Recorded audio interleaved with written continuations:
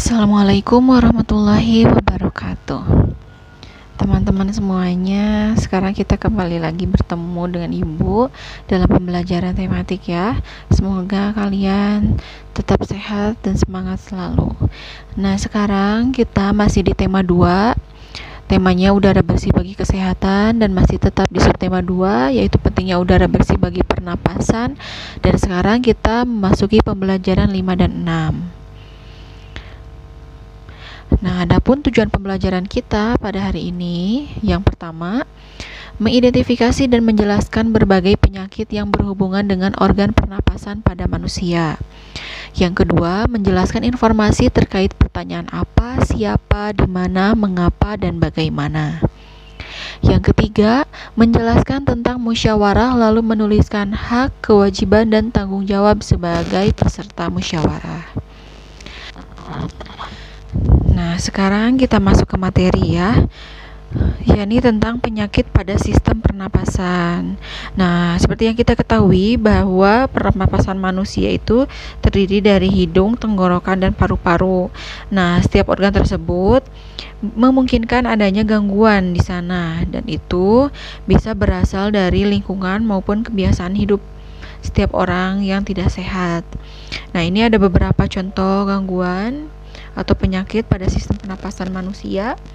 Yang pertama yaitu emfisema. Ini merupakan penyakit yang menyerang paru-paru, di mana paru-paru itu mengalami pembengkakan di bagian pembuluh darahnya karena ada udara yang masuk ke dalam pembuluh darah tersebut. Nah, yang kedua ini asma. Ini merupakan kelainan penyumbatan saluran pernapasan yang disebabkan oleh alergi debu, bulu, atau perubahan cuaca. Ini salah satu penyebab timbulnya penyakit asma ya, atau pemicu penyakit asma. Namun untuk penyakit asma itu sendiri merupakan penyakit bawaan ya. Ini bisa diturunkan dari orang tua ke anaknya, tapi bukan pasti ya, tapi bisa diturunkan dari orang tua kepada anaknya. Tapi sekali lagi penyakit asma ini tidak menular ya. Nah, selain dari alergi debu, bulu, atau perubahan cuaca ini juga ya, yang bisa memicu kambuhnya ini juga, yang memicu kambuhnya penyakit asma ini salah satunya dengan kondisi yang dingin, suhu udara yang dingin. Nah, selanjutnya kanker paru-paru. Ini juga merupakan penyakit yang paling berbahaya ya, yang paling ganas selama ini. Bukan hanya menyerang paru-paru, kanker ini juga bisa menyerang organ tubuh yang lainnya. Nah, di penyakit pada sistem pernapasan ini kanker juga menjadi salah satu penyakit yang paling ganas ya, paling berbahaya. Nah, ini juga sel kanker ini terbentuk di dalam paru-paru, dan salah satu pemicunya yaitu kebiasaan merokok ya. Nah, yang keempat, tuberkulosis atau TBC yang biasa kita kenal. Nah, ini merupakan penyakit paru-paru yang disebabkan oleh Mycobacterium tuberculosis. Ini nama bakterinya. Bakteri ini menimbulkan bintil-bintil pada dinding alveolus di dalam paru-paru. Jadi kalau misalkan dibiarkan terus, nanti sel-sel dalam paru-parunya itu bisa mati. Nah, makanya untuk penyembuhan penyakit ini biasanya dalam jangka waktu berbulan-bulan mengkonsumsi suatu obat, dan itu tidak boleh berhenti sampai sembuh total. Kalau tidak, nanti pengobatannya harus kembali lagi ke nol. Nah, ini orang yang mengidap penyakit TBC ini biasanya napasnya itu terengah-engah ya, sesak, karena tadi paru-parunya itu akan mengecup atau mengecil karena sel-selnya itu mati. Nah, yang kelima itu bronkitis. Ini merupakan gangguan pada cabang batang tenggorokan ya. Ini disebabkan oleh infeksi. Nah, pada penderita bronkitis itu biasanya mengalami demam dan menghasilkan lendir yang menyumbat batang tenggorokan. Jadi seperti ada lendir tenggorokan gitu. Nah, karena itulah biasanya penderita bronkitis ini akan merasa sesak nafas. Nah, yang terakhir ini influenza atau flu. Ini merupakan penyakit yang disebabkan oleh virus influenza. Biasanya gejala-gejalanya seperti bersin, demam, pilek, Sepertinya kita semua sudah pernah mengalami flu ya. Nah, ini bisa dibilang penyakit yang paling ringan di antara yang lainnya, karena kalau kita mengalami gejala flu seperti ini, kita cukup istirahat, makan yang cukup, jaga kebersihan, minum vitamin. Kecuali kalau misalkan sakitnya berlanjut, bisa menghubungi dokter. Nah, kalau sebelum ke dokter bisa tadi menjalankan langkah-langkah seperti yang Ibu jelaskan. Nah, selanjutnya ini kembali lagi kita diminta untuk membuat pertanyaan berdasarkan teks yang ada di halaman 80. Bisa kalian baca di situ ya. Penjelasannya sudah Ibu jelaskan tadi, kalian bisa bacanya ulang di halaman 80 untuk membuat pertanyaan dan jawaban seperti pada tabel ini. Tabel ini ada di halaman 81 ya. Ibu yakin kalian sudah bisa. Nah, di sini ada contoh pertanyaannya. Apa penyebab penyakit emfisema? Jawabannya, pembuluh darah pada paru-paru kemasukan udara. Ini yang menyebabkan penyakit emfisema. Yang kedua, siapa yang berisiko besar terkena penyakit kanker paru-paru? Yaitu orang yang merokok. Bukan hanya yang merokok ya, orang perokok itu ada perokok aktif, perokok pasif. Kalau perokok aktif itu orang yang memang merokok. Nah, kalau perokok pasif, orang yang tidak merokok tapi dia menghirup asap rokoknya karena dia berada di lingkungan orang-orang yang merokok, sehingga orang tersebut juga tetap bisa menghirup asap dari rokok tersebut. Itu yang dimaksud perokok pasif. Itu juga sama ya, mereka juga sama-sama beresiko untuk terkena penyakit ini. Yang lalu, di mana terjadinya infeksi pada penderita penyakit bronkitis? Terjadi pada cabang batang tenggorokan. Lalu yang ini, bagaimana kondisi paru-paru pada penderita tuberkulosis atau TBC? Nah, kondisinya itu timbul bintil-bintil pada dinding alveolus di dalam paru-parunya. Yang terakhir, mengapa penderita TBC bernapas dengan terengah? Karena paru-paru menguncup atau mengecil akibat tadi sel-sel di dalam paru-parunya mati ya. Nah, dan sekarang kita memasuki materi selanjutnya. Oh iya, yang tabel tadi boleh kalian isi sebagai latihan saja ya. Selanjutnya sini mengambil keputusan dengan musyawarah. Kalian tentu sudah pernah mendengar ya musyawarah. Dalam musyawarah, mufakat, keputusan bersama, istilah-istilah tersebut. Nah, di sini kita bahas apa yang dimaksud dengan keputusan bersama adalah suatu keputusan yang sudah ditetapkan berdasarkan pertimbangan, pemikiran, dan pembahasan yang matang untuk kepentingan bersama dan harus dilaksanakan dengan penuh tanggung jawab. Jadi keputusan ini didasarkan pada beberapa nilai penting sebagai berikut. Sebelumnya Ibu tekankan lagi di sini bahwa keputusan bersama ini tentunya diputuskan berdasarkan kesepakatan bersama-sama. Jadi ketika keputusan itu diambil, sudah tidak ada lagi yang menggugat, sudah tidak ada lagi masukan-masukan yang lainnya. Jadi ketika sudah diambil keputusan bersama ini, tidak ada lagi yang protes, semua sudah menerima dan semua siap menjalankannya sebagai tanggung jawab bersama. Dan keputusan bersama itu tentunya juga harus bertujuan untuk kepentingan bersama, bukan untuk kepentingan per orang maupun kepentingan per kelompok. Ya, lanjut tadi pengambilan keputusan harus didasarkan pada beberapa nilai penting. Nah, ketika mengambil keputusan, kita harus memperhatikan beberapa nilai. Yang satu, pertama, nilai kebersamaan. Nah, pengambilan keputusan harus dilakukan secara bersama-sama, duduk dalam suatu tempat dengan tujuan yang sama demi kebaikan bersama. Jadi pokoknya niatnya itu harus untuk kebersamaan. Tidak boleh mementingkan diri sendiri ataupun kelompok sendiri, nggak boleh ya. Jadi untuk kepentingan bersama.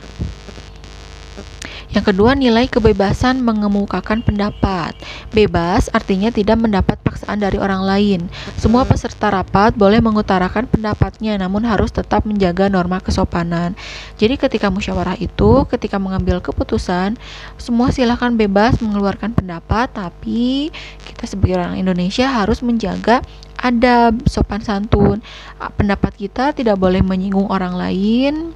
Pendapat kita juga harus disampaikan dengan cara yang baik, cara yang sopan, tidak boleh kasar. Pokoknya harus dapat nyaman didengarkan oleh orang lain walaupun pendapat kita akhirnya tidak diterima gitu.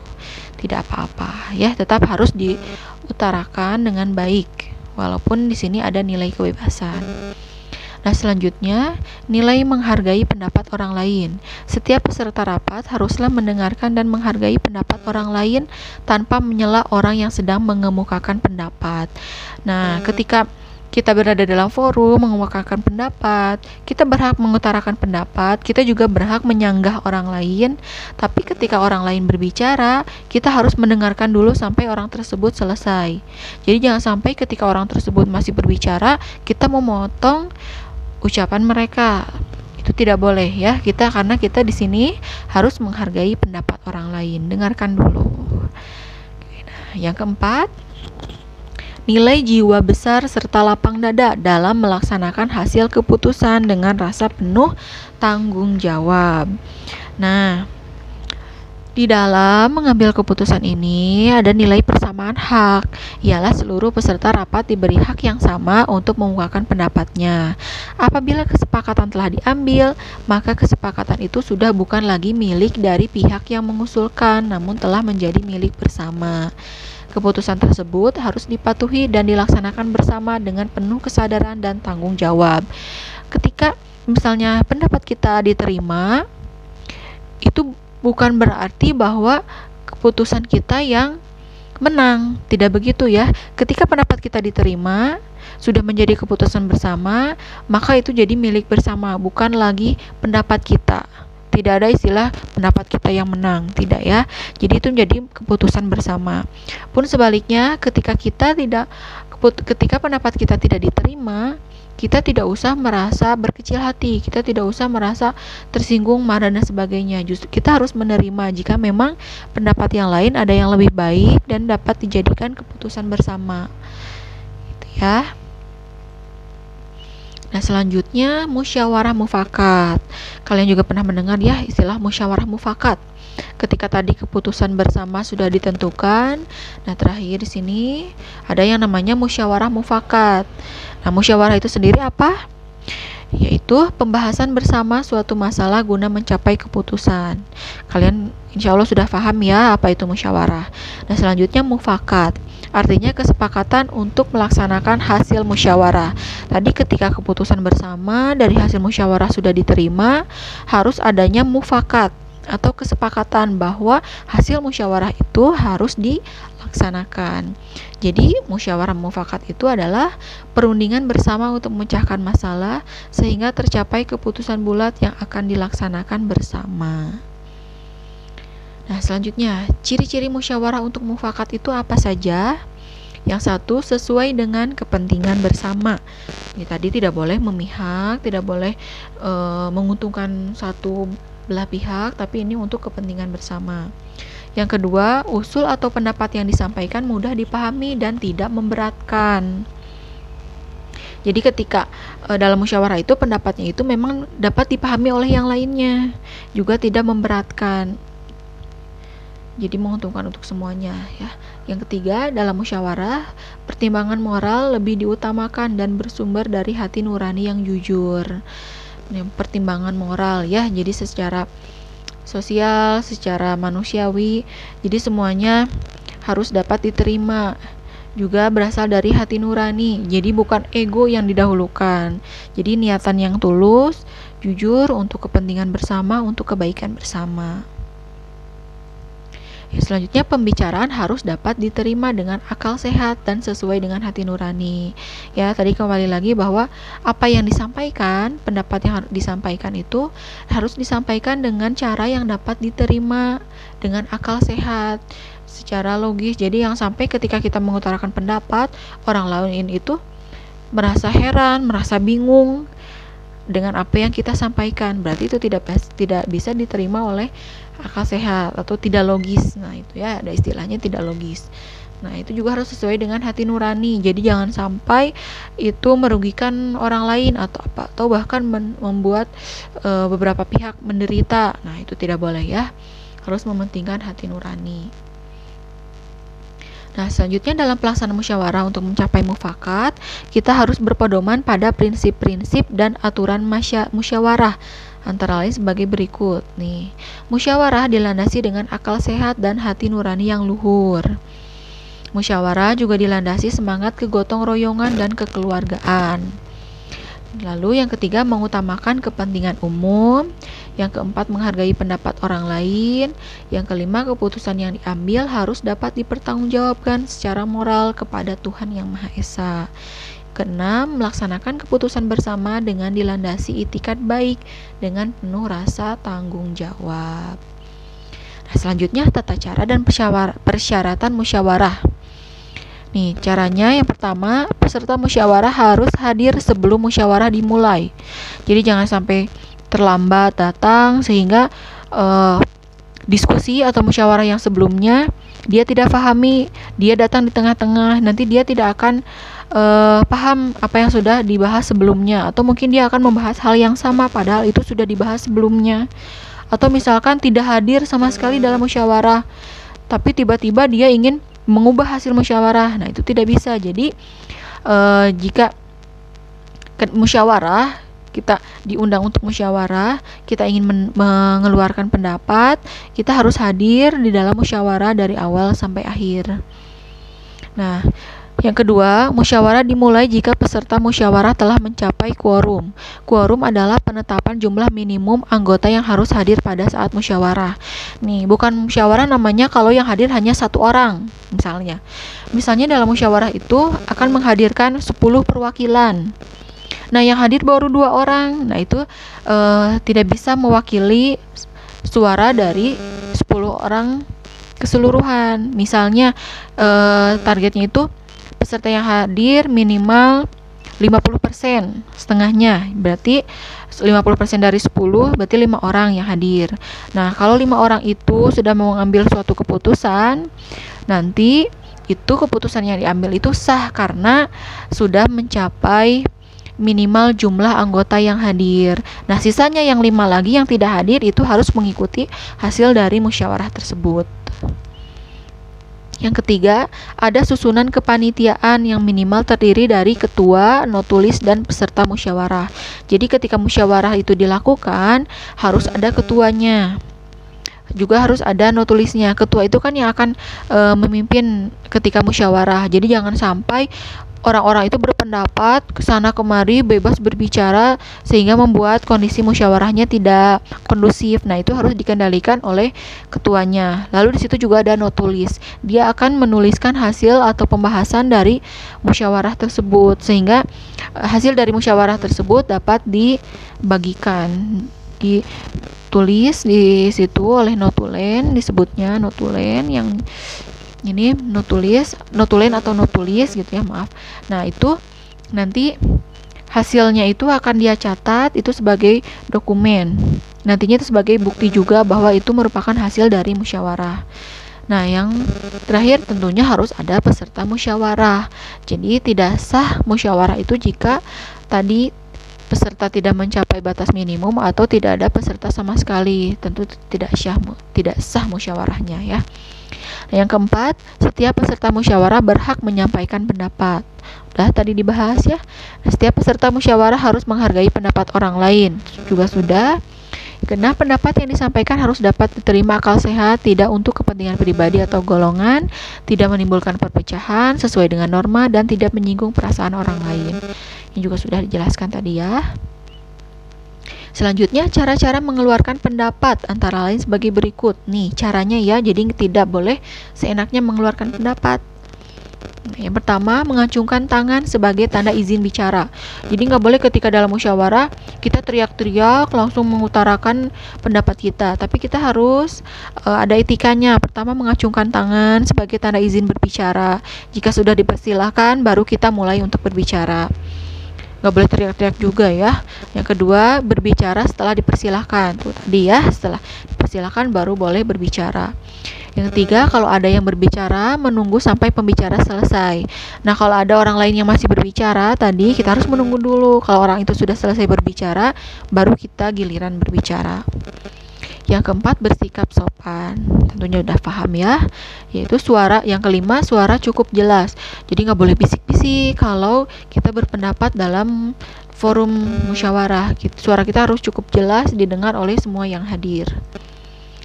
Nah, lalu tadi kalau dalam mengeluarkan pendapat, ini cara-caranya. Yang sekarang, sikap dalam musyawarah, sikap kita. Yang pertama, menghargai atau menghormati pendapat orang lain. Sudah paham ya? 2, tidak memaksakan kehendak kepada orang lain. Jangan maksa kalau pendapat kita belum diterima. Jadi kita harus tadi lapang dada ya. Yang ketiga, tidak boleh mencela pendapat orang lain. Jadi kita tidak boleh menjelekan. Misalnya orang lain berpendapat, lalu menurut kita, apa sih pendapat kamu jelek kayak gini, nggak masuk akal dan sebagainya. Nah, itu tidak boleh, itu namanya mencela. Kalaupun kita mau menolak pendapat dari orang lain, itu harus disanggah dengan cara yang baik, yang sopan, jangan sampai menyinggung orang tersebut. Yang keempat, tidak boleh memotong pembicaraan orang lain. Tadi juga sudah ya disampaikan. Nah, itu yang dapat Ibu sampaikan pada pembelajaran hari ini. Untuk tugasnya itu membuat pertanyaan dan jawaban yang ada pada tabel di halaman 88. Itu saja ya. Nah, setelah ini nanti besok insya Allah ulangan ya. Silakan setelah mengerjakan tugas ini kalian belajar untuk ulangan besok. Nah, itu saja yang dapat Ibu sampaikan. Terima kasih atas perhatian kalian semua. Wassalamualaikum warahmatullahi wabarakatuh.